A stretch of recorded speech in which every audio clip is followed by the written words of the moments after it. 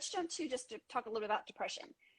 Most of the data from what, and I've done a little bit of reading. Psychiatry, I am very quick to consult psychiatry on my pregnant patients when needed, because I want them to get the best care. Am I a specialist that can kind of do global care on my pregnant patients? Absolutely. But psychiatry is not one of those things that I'm just going to gamble with. I need input from psychiatrists because that's what they do and that's their expertise.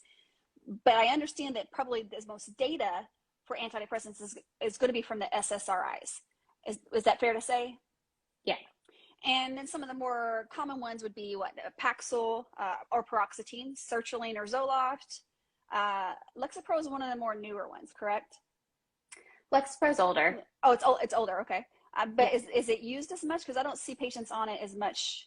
Yes, it still is? Yeah, we have a lot of data on pretty much Lexapro, Celexa, Prozac. Yes. And what about paxil? We have good data. Luvox we don't have good data on. Yeah. So those we don't.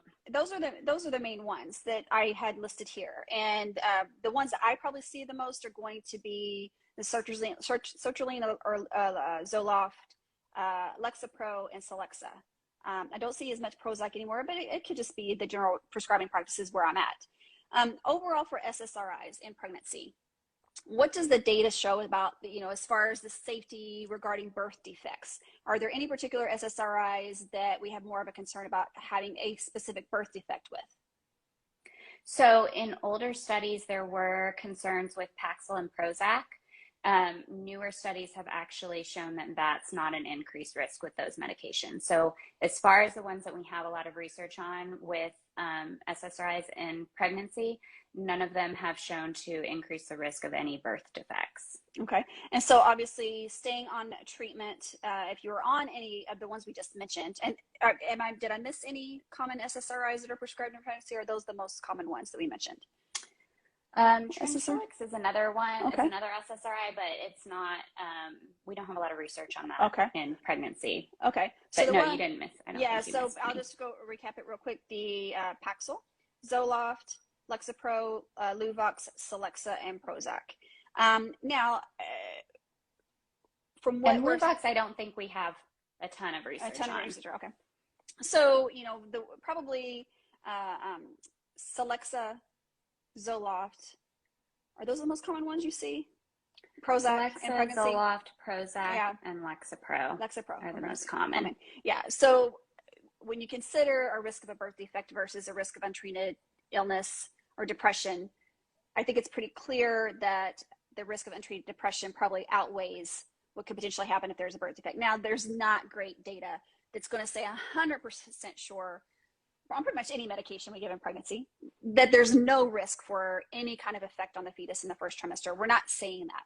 But what we're saying is when you put the two together, a risk of a birth defect versus a risk of untreated illness, we're starting to get to where we need to keep that illness treated as opposed to worry about the birth defects. Now, a lot of things that we hear about is this neonatal withdrawal syndrome or neonatal adaptation syndrome. Is there a difference between the two when it comes to, so it's just different terminology for the same thing? Yeah, we actually don't have, that was one of the things. I was at a conference this weekend with the Marseille of North America, and they talked about, still an update with that is that we don't really have a great outline of what is this thing, what is it specifically called, neonatal adaptation syndrome or withdrawal syndrome, and then what are the exact symptoms. It's not really defined well. So yeah, I usually call it neonatal adaptation syndrome because I feel like withdrawal kind of gives this stigmatizing. Yeah, and I'm starting to see that more as well. But it can happen, and that's probably one of the reasons I see also, this is another question, do I stop my medications in the third trimester to prevent that from happening? Because some providers are telling their patients to do that. Which makes me so mad. Me too. I'm just going to say I wasn't trying to trick you because I'm completely 100% on board with you. I'm just like, yes. I know.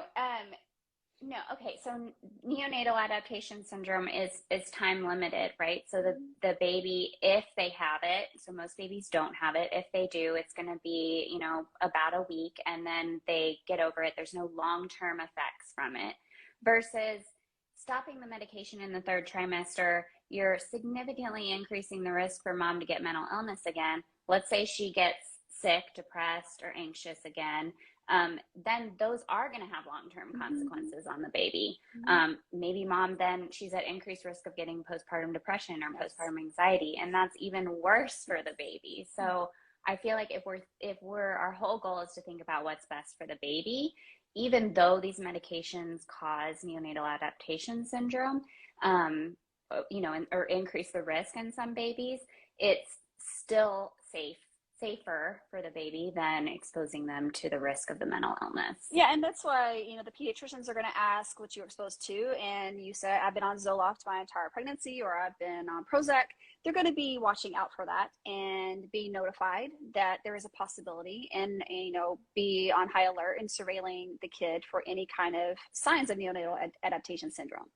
I've seen it so many times where my patients were told, stop once you hit 28 weeks, stop once you hit 32 weeks. And their postpartum period is hell, because maybe they did decide to go back on, but now they're behind the 8-ball, if you will, and it's too late. And then they get really, really sick. And then infant bonding is an issue. Being able to take care of the newborn is an issue. Being able to take care of yourself is an issue. And it's a lot of catching up to do. And sometimes I just had a patient recently that, it's in a really bad situation because that is what happened. So we have to, and I'm not trying to scare anybody. I'm not saying it's going to happen with everyone, but it's something to consider, right? We're not trying to say, if you stop in the third trimester, you're going, no, but it is a possibility, right? Yeah. I mean, I think it's important to point out that pregnancy is not protective against mental illness. Right. That used to be a thought that they used to teach people back in the old days. Yeah. It's not true. Pregnancy is actually an increased risk for mental illness, and postpartum, especially those first 3 months postpartum is when people are most vulnerable to have a relapse. Right. So I think that if you're the takeaway is, if you're on a treatment for your depression in pregnancy and you've been doing well, you've been managed, just keep going and stay par for the course, stay with your medication. And then sometimes, even if you've been on a certain dose in the postpartum period, you might need to change that a little bit. That's why we increase the surveillance a little bit in the postpartum period. But just to keep those things in mind, because the physiology of pregnancy and the postpartum period change, and can change how your medication is distributed, eliminated, all those different things. And so your dosage might need to change. So those are things to consider as well. So let's jump a little bit to the tricyclic antidepressants. How common are those now for being prescribed for depression and pregnancy? And what do we know about those as far as their effects in pregnancy? So those are definitely less common. Yeah. We don't have a ton of research on them compared to like the SSRIs that we have. But overall, the research, for them as a class seems to be that they're safer to take in a pregnancy than, to take someone off of them and risk mental illness from showing up again. There's not any evidence showing that they increase the risk of birth defects or increase the risk of complications in the pregnancy specifically. And, again, I don't think there's a ton of research showing that they increase the risk for neonatal adaptation syndrome, but, I think that would be something you'd want to watch for. Right. Anyways. Yeah, there's not a whole lot there, but it is something that is to be considered, just like with the SSRIs. But there's not as much information on the TCAs or tricyclic antidepressants as there are on the SSRIs. And then if you jump down to the atypical antidepressants like bupropion, duloxetine, you probably know these better than I do, venlafaxine. I don't see those as much. Again, it could be due to the prescribing practices in my specific area, but are those not as prescribed as commonly as the SSRIs? They're not prescribed. So SSRIs are usually first line treatment for depression and anxiety. So I think for that reason, they're, studied a lot more. Yeah. But yeah, like bupropion, it does have some research in it. Yeah. There's some concern that maybe it has an increased risk of, I think, heart defects, but that's been really wishy-washy in the literature. And it's a great medication for preventing people from relapsing with smoking. So it's another thing that it's used for. So and then Effexor or venlafaxine and duloxetine. Mm-hmm. There's fair amount of research on those in pregnancy. Mm-hmm. And I personally, if somebody came to me and said, hey, this is what's kept me well for the longest, and this is what's worked the best, Yeah. I wouldn't feel uncomfortable with them continuing that in pregnancy. Right. Okay. So yeah, and I have been seeing more Effexor. I definitely see more bupropion because of the smoking population in this in our area that they do come in pregnancy having been on that. Kind of as a dual effect, both if they have depression and if they're trying to stop smoking as well. So sometimes docs will have them on that. Anything else you want to add about, we're going to jump next to bipolar disorder. Anything else you want to add about the depression and antidepressants in pregnancy? I will say one that I see prescribed a lot is buspirone. So I see that prescribed a lot by people who aren't psychiatrists. So maybe people who are ObGyns or primary care doctors.